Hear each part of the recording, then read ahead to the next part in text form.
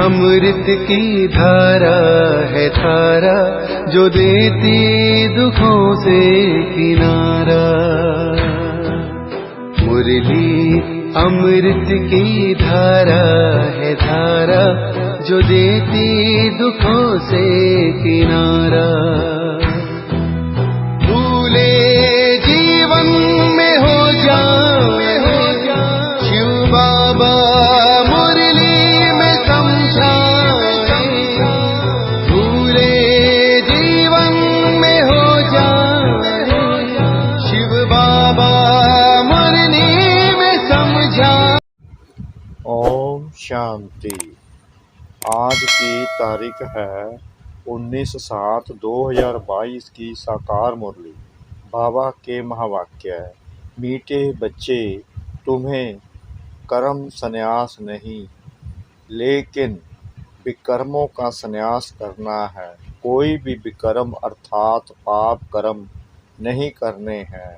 प्रश्न, तुम बच्चे किस अभ्यास से डेड साइलेंस का अनुभव कर सकते हो? उत्तर, अशरीरी बनने का अभ्यास करो। एक बाप के सिवाय दूसरा कोई भी याद ना आए। शरीर से जैसे मरे हुए हैं, इसी अभ्यास से आत्मा डेड साइलेंस की अनुभूति कर सकती है। प्रश्न, सर्व दुखों से छूटने की सहज विधि क्या है? उत्तर, ड्रामा को अच्छी रीति बुद्धि में रखो। हर एक पाठधारी को साक्षी होकर देखो तो दुखों से छूट जाएंगे। कभी किसी बात का धक्का नहीं आएगा। गीत। ओम नमो शिवाय।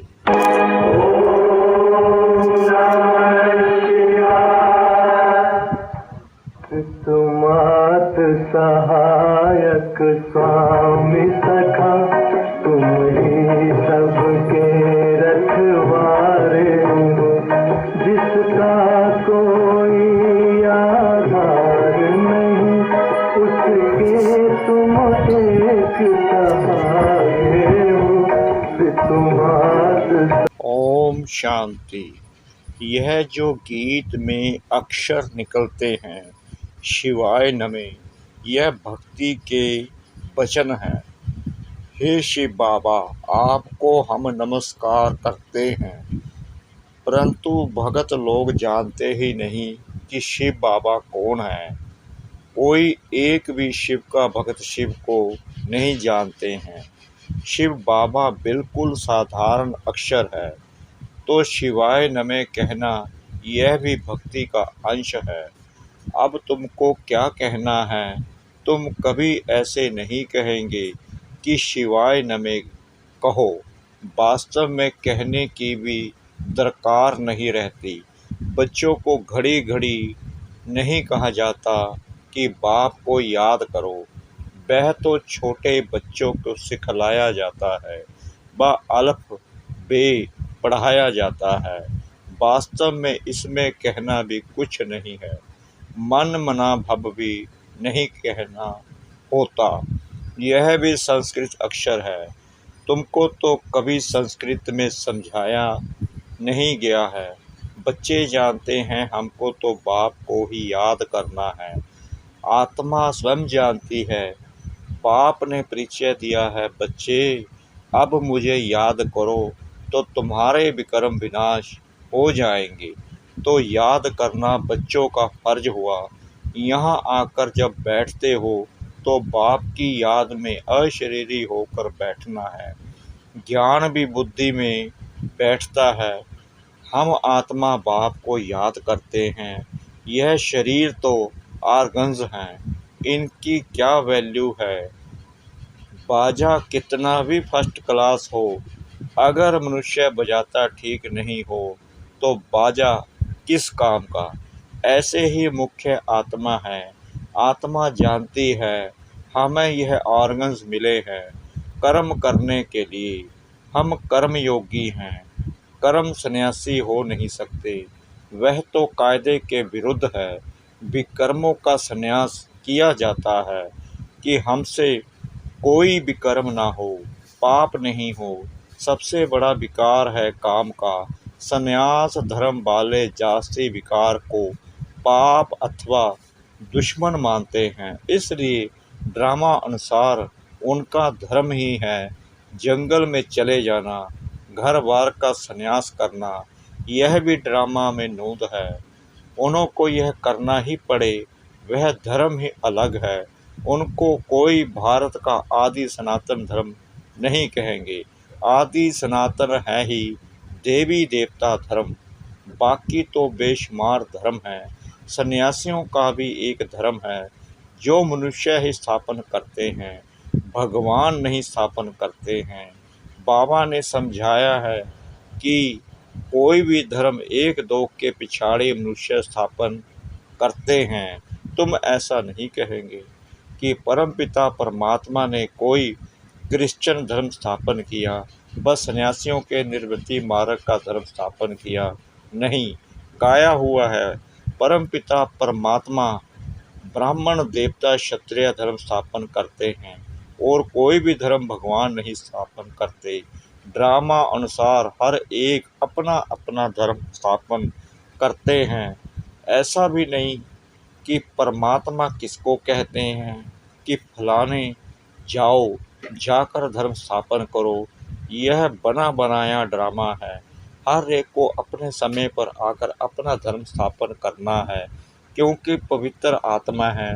पवित्र आत्मा बगैर कोई कब धर्म स्थापन कर नहीं सकते। कायदा नहीं, आत्मा आकर धर्म स्थापन करती है और पवित्र रहती है, और सब धर्म मनुष्य स्थापन करते हैं।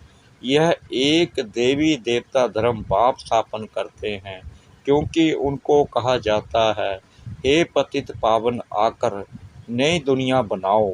बुद्धि कहती है भारत पावन था, अब पतित है, इसलिए पुकारते हैं। पावन दुनिया में तो कोई पुकारेंगे नहीं। मनुष्य तो जानते ही नहीं कि पावन दुनिया कब होती है। पुकारते ही रहते हैं, अंत तक पुकारते रहेंगे, याद करते रहेंगे। वह इन बातों को समझेंगे नहीं जितना तुम समझते हो। तुम्हारी यह पढ़ाई है, यह पाठशाला है परमपिता परमात्मा की। यह भी प्रश्न बोर्ड पर बनवाकर लिखो। गीता का भगवान कौन, एक तरफ लिखो बाप की महिमा। वह मनुष्य सृष्टि का बीज रूप सत्य है, चैतन्य है, ज्ञान का सागर है। तुम कृष्ण को पवित्रता का सागर नहीं कह सकते हो, क्योंकि वह जन्म मरण में आते हैं। श्री कृष्ण की भी महिमा लिखनी है, सर्वगुण संपन्न। इन बातों को मनुष्य तो एकदम भूले हुए हैं। रावण ने भुला दिया है। गीता का भगवान ही सृष्टि का रचयिता है, उनको भूल गए हैं। पहले नंबर की एक भूल यह है, गीता का भगवान सिद्ध हो जाए तो सर्वव्यापी की बात भी निकल जाए। भगवान कभी ऐसे कह नहीं सकते कि मैं सर्वव्यापी हूँ। बाप कहते हैं कि मैं पतित पावन हूँ, मैं सर्वव्यापी कैसे हो सकता। एक एक से कितनी मेहनत करनी पड़ती है। बच्चों को समझाया गया है कि जब यहाँ बैठते हो तो सिवाय एक बाप के और कोई को याद नहीं करो। परंतु जिनकी प्रैक्टिस नहीं है, सारा दिन सर्विस में रहते हैं, वह निरंतर शिव बाबा को याद करे। यह बड़ा मुश्किल है। याद न करने से वह डेड साइलेंस हो नहीं सकते। तुम अशरीरी बन जाते हो, गोया शरीर से मर जाते हो। मरता शरीर है, आत्मा थोड़ी मरती है। आत्मा कहती है मैं शरीर छोड़ता हूँ, मैं मरता हूँ। यह अक्षर कहना रॉन्ग है। आत्मा ने शरीर छोड़ा, यह राइट अक्षर है। यह समझ की बात है। आत्मा एक शरीर छोड़ दूसरा ले पाठ बजाती है। पाठधारी तो सब है ना, आत्मा पाठ बजाती रहती है। अभी तुम बच्चों को यह ज्ञान मिलता है ड्रामा प्लान अनुसार उनको दूसरा शरीर ले फिर पाठ बजाना है। इसमें दुख हम क्यों करें, इस ड्रामा में हम एक्टर हैं, यह बात भूल जाती है। ड्रामा को जान जाए तो दुख कभी हो नहीं सकता। तुम ड्रामा के आदि मध्य अंत को जानकर कहते हो फलानी आत्मा ने शरीर छोड़ा, जाकर दूसरा शरीर लिया। हर एक अपना पाठ बजा रहे हैं। भल तुमको ज्ञान मिला है तो भी जब तक परिपक्व अवस्था हो तब तक कुछ धक्का आ जाता है। रावण राज्य में जड़ जड़ी भूत हुए हैं ना, तो झट धक्का आ जाता है। सतयुग में कभी धक्का नहीं आता, वहाँ तो बैठे बैठे शरीर छोड़ देते हैं। अब नया शरीर जाकर लेना है। सर्प का मिसाल, यहाँ तो ढेर रोने लग पड़ते हैं, कहाँ कहाँ से आकर स्यापा करते हैं। सतयुग में यह बातें नहीं होती हैं। तुम संगम युग पर ही राम राज्य की रस्म रिवाज को जानते हो। राम राज्य में तुम रावण राज्य को नहीं जानते हो। रावण राज्य में तुम राम राज्य को नहीं जानते हो। संगम पर तुम दोनों को जानते हो। बाबा आकर सारे ड्रामा के आदि मध्य अंत का राज समझाते हैं। फीलिंग आनी चाहिए कि बरोबर यह बात ठीक है। जब तक तुम ब्राह्मण नहीं थे तब तक कुछ नहीं जानते थे। ज्ञान बिगर मनुष्य तो जैसे जंगली है। गवर्नमेंट भी कहती है मनुष्य को पढ़ाई जरूर चाहिए। गाँवड़े वाले पढ़ते नहीं हैं, अपनी खेती बाड़ी में ही लगे रहते हैं। तो बाहर वाले कहते हैं यह तो जंगली हैं, हमको तो अब बाप बैठ पढ़ाते हैं, हम गार्डन के फूल बनते हैं, वह है जंगल के कांटे। तुमको मालूम पड़ा है तब समझ सकते हो। दुनिया में ऊंच से ऊंच गुरु को माना जाता है, क्योंकि समझते हैं कि वह सद्गति करते हैं। परंतु बाप ने समझाया है यह तो भक्ति में फंसाते हैं। भक्ति की धुन में बैठते हैं तो झूमते रहते हैं। तुमको झूमने आदि की दरकार नहीं, यहाँ तो बाप से बरसा लेना है।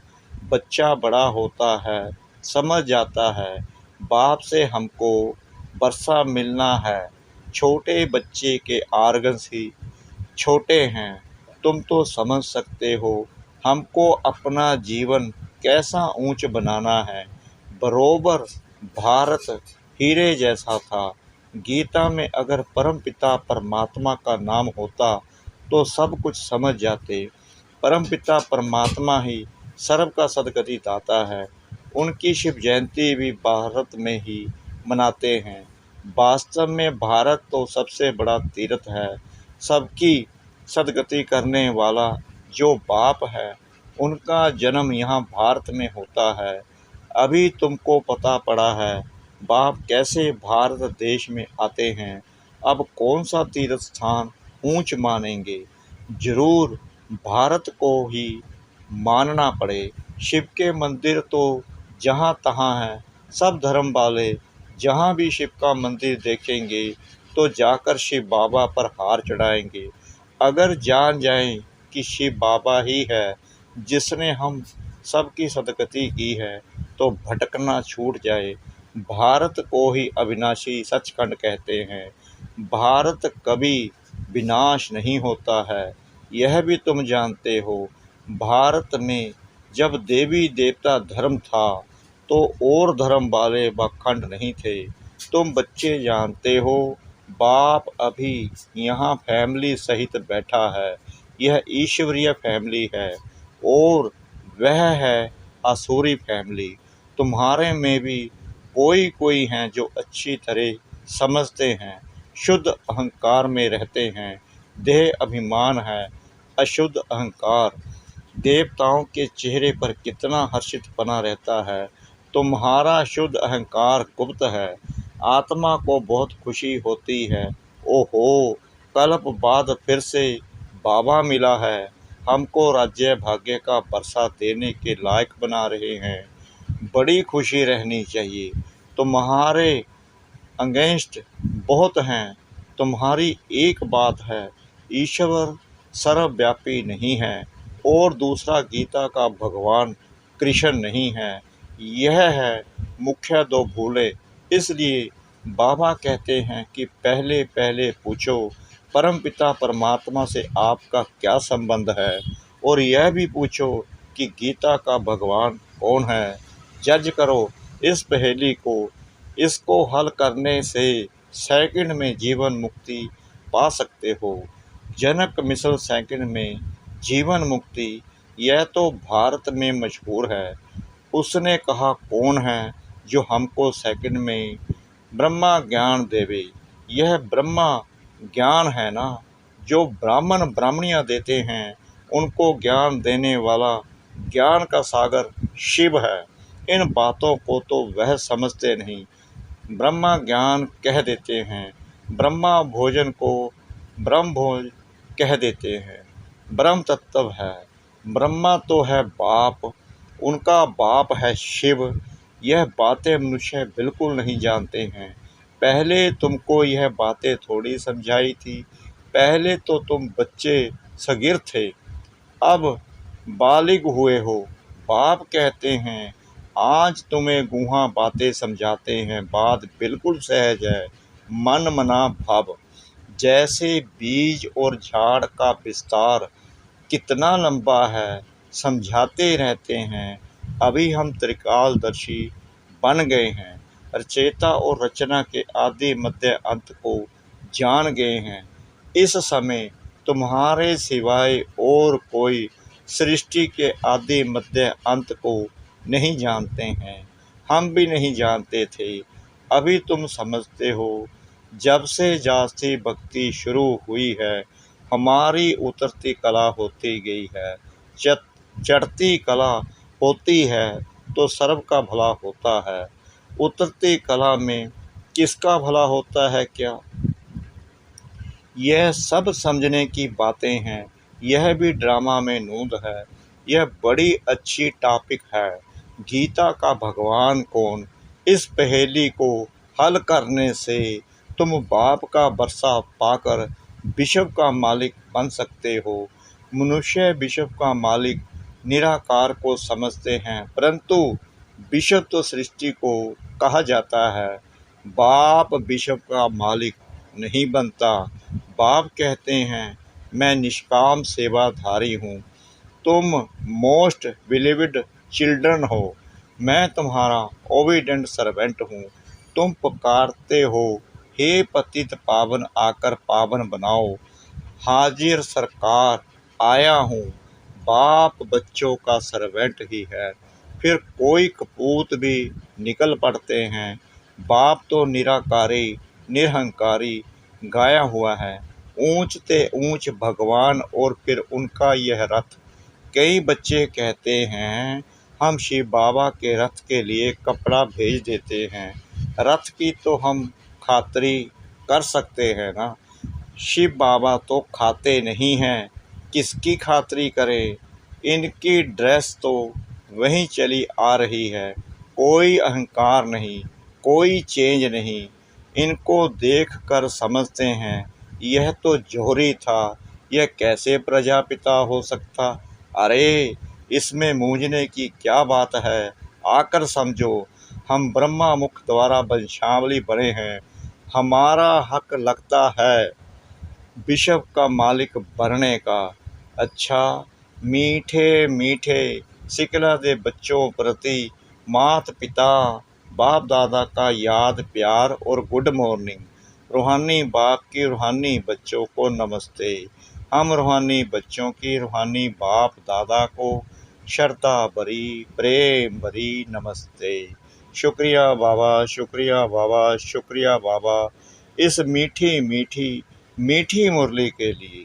धारणा के लिए मुख्य सार नंबर 1, अशुद्धता को छोड़ शुद्ध अहंकार में रहना है। यह चेहरा देवताओं जैसा सदा हर्षित रखने के लिए अपार खुशी में रहना है। नंबर 2, बाप दादा समान निरहंकारी बनना है, सेवादारी बनकर सबूत देना है, कभी कपूत नहीं बनना है। वरदान, एक बाप दूसरा न कोई। इस स्थिति द्वारा सदा एक रस और लवलीन रहने वाले सहज योगी भव। एक बाप दूसरा न कोई। जो बच्चे ऐसी स्थिति में सदा रहते हैं उनकी बुद्धि सार स्वरूप में सहज स्थित हो जाती है। जहाँ एक बाप है वहाँ स्थिति एक रस और लवलीन है। अगर एक के बजाय कोई दूसरा तीसरा आया तो खिटखिट होगी। इसलिए अनेक विस्तारों को छोड़ सार स्वरूप का अनुभव करो। एक की याद में एक रस रहो तो सहज योगी बन जाएंगे। स्लोगन, दिल में सदा यही अनहद गीत बजता रहे कि मैं बाप की, बाप मेरा। दिल में सदा यही अनहद गीत बजता रहे कि मैं बाप की, बाप मेरा। ओम शांति।